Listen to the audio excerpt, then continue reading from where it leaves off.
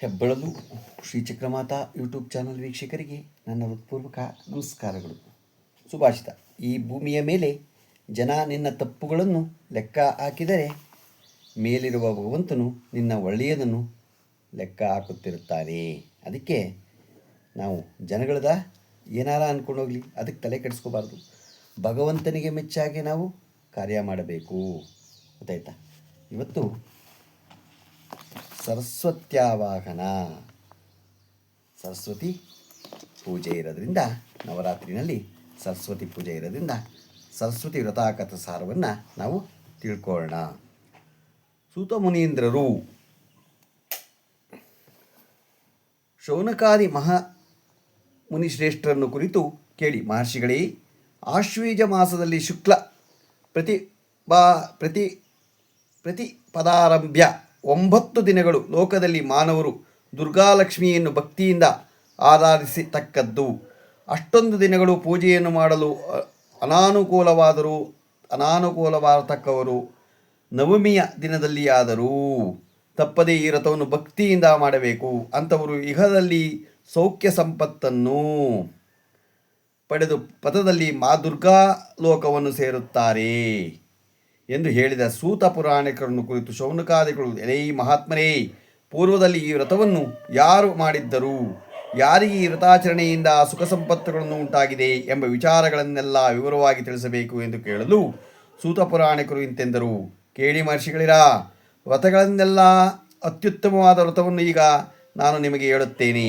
ಪೂರ್ವದಲ್ಲಿ ಶ್ವೇತಯುಗದ ಕಾಲದಲ್ಲಿ ಚತುರಂಗ ಬಲದಿಂದ ಗೋಡಿ ಧರ್ಮದಿಂದ ಪ್ರಜಾಪಾಲನೆ ಮಾಡುತ್ತಿದ್ದ ಸುಕೇತನೆಂಬ ಮಹಾರಾಜನಿಗೆ ಕಮಲಾಕ್ಷಿಯೂ ಸೌಂದರ್ಯಶಾಲಿನಿಯೂ ಆದ ಶುಭ ಲಕ್ಷಣಗಳಿಂದ ಕೂತಿರತಕ್ಕ ಸುವೇದಿ ಎಂಬ ಸತಿ ಇದ್ದಳು.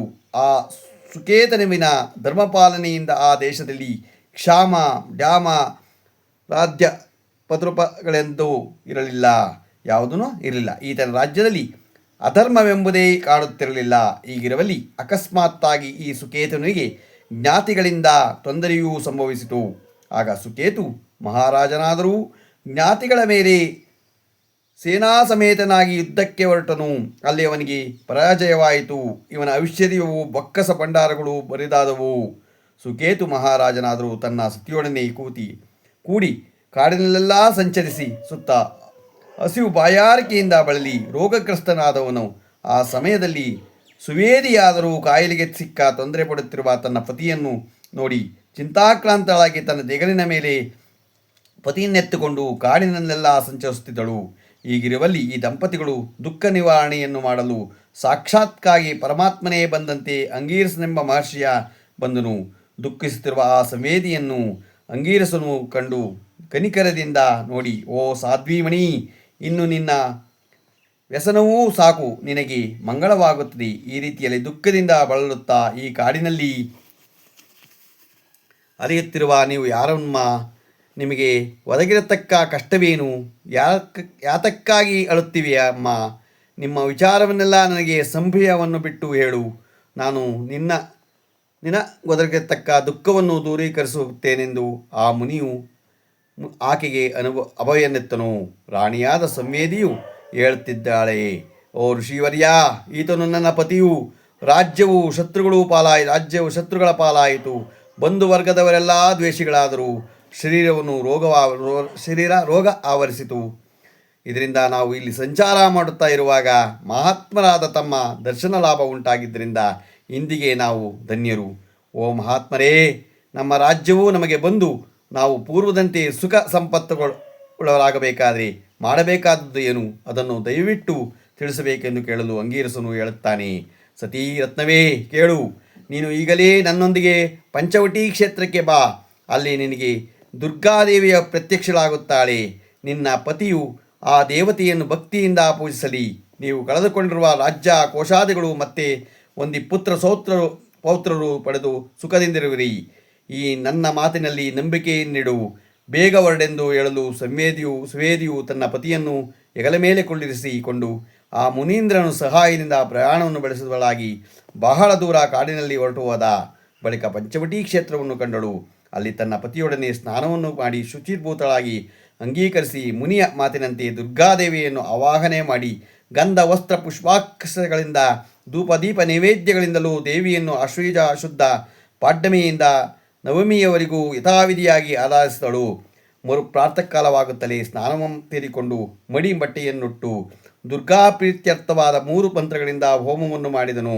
ಆ ಬಳಿಕ ಸುವೇದಿಯು ಅಂಗೀರಸನನ್ನು ಆತನ ಪತ್ನಿಯನ್ನು ಕರೆದುಕೊಂಡು ಒಂದು ಪೂಜೆ ಮಾಡಿ ಯಥಾವಿಧಿಯಾಗಿ ದುರ್ಗಾದೇವಿಯನ್ನು ಆರಾಧಿಸಿ ಬ್ರಾಹ್ಮಣನನ್ನು ದಶ ದಾನಾದಿಗಳಿಂದಲೂ ದಕ್ಷಿಣಾ ದ್ರವ್ಯಗಳಿಂದಲೂ ಸಂತೋಷಪಡಿಸಿದವಳಾದಳು. ಅನಂತರ ತನ್ನ ಪತಿಯೊಡನೆ ಅಂಗೀರಸ ಮುನೀಂದ್ರರ ಆಶ್ರಮಕ್ಕೆ ಬಂದಳು. ಆ ದುರ್ಗಾ ಪೂಜೆ ಮಹಿಮೆಯಿಂದ ಅಲ್ಲಿ ಸುವೇದಿಯು ಲೋಕೋತ್ತರನಾಗಿಯೂ ದಿವ್ಯ ತೇಜಸ್ಸಿನಿಂದ ರಾರಾಜಿಸುತ್ತಲೂ ದಿವ್ಯ ಸುಂದರನಾಗಿಯೂ ಇರುವ ಪುತ್ರನೊಬ್ಬನನ್ನು ಪಡೆದಳು. ಅಂಗೀರಸ ಮುನಿಯು ದಿವ್ಯ ತೇಜಸ್ಸಿನಿಂದ ಒಳೆಯುತ್ತಿರುವ ಆ ಬಾಲಕನನ್ನು ನೋಡಿ ಆ ಶಿಶುವಿಗೆ ಜಾತಕ ಕರ್ಮ ಸಂಸ್ಕಾರಗಳೆಲ್ಲ ಮಾಡಿಸಿ ಸೂರ್ಯಪುತ್ರನೆಂದು ನಾಮಕರಣವನ್ನು ಮಾಡಿದನು.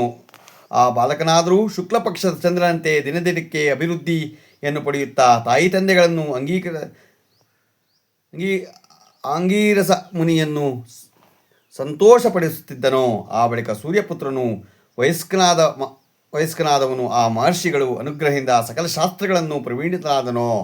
ಇವನು ಶತ್ರುಗಳನ್ನು ರಾಜ್ಯಕ್ಕೆ ಹೋಗಿ ತನ್ನ ಬಾಹುಬಲದಿಂದ ಅವರನ್ನೆಲ್ಲ ಓಡಿಸಿ ತಾನು ಯುದ್ಧದಲ್ಲಿ ಗೆದ್ದು ತನ್ನ ತಾಯಿ ತಂದೆಗಳಿಂದ ಕೂಡಿದವನಾಗಿ ಸುಖದಿಂದಲಿರುತ್ತಿದ್ದನು.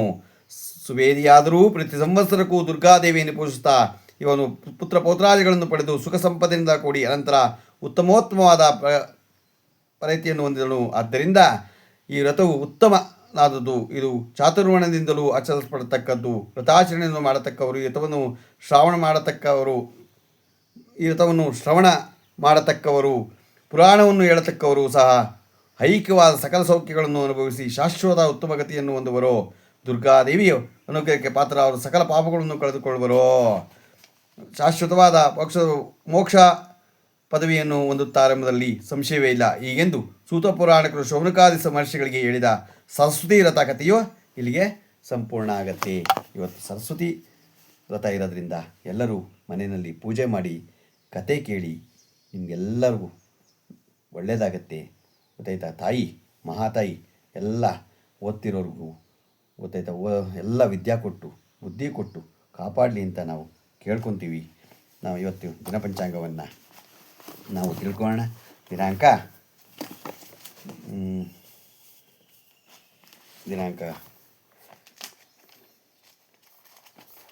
ದಿನಾಂಕ